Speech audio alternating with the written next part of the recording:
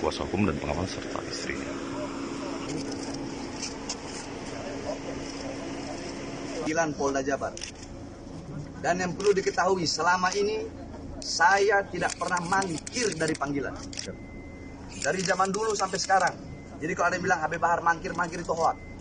Dari di Bareskrim, di cybercrime, saya selalu hadir. Karena saya sebagai warga negara yang baik harus kooperatif. Dan saya ingin menyampaikan sedikit pesan. Ya, saya telah menerima surat SPDP dari pihak Polda Jabar, kemudian menerima surat pemanggilan, sehingga saya datang kemari.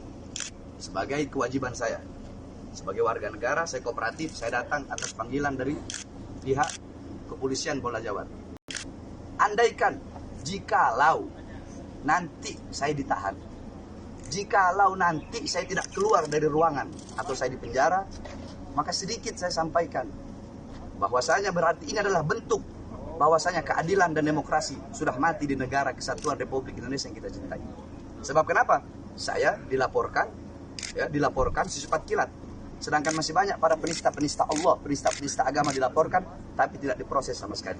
Jadi ingin saya sampaikan, jikalau nanti, andaikan, jikalau saya masuk, diperiksa, saya tidak keluar lagi, berarti saya telah ditahan, berarti saya telah dipenjara, maka wahai rakyat, wahai bangsa, wahai Indonesiaku, wahai rakyatku, wahai bangsaku, khususnya umat Islam, para ulama, para habaib, para kiai, bukalah mata kalian.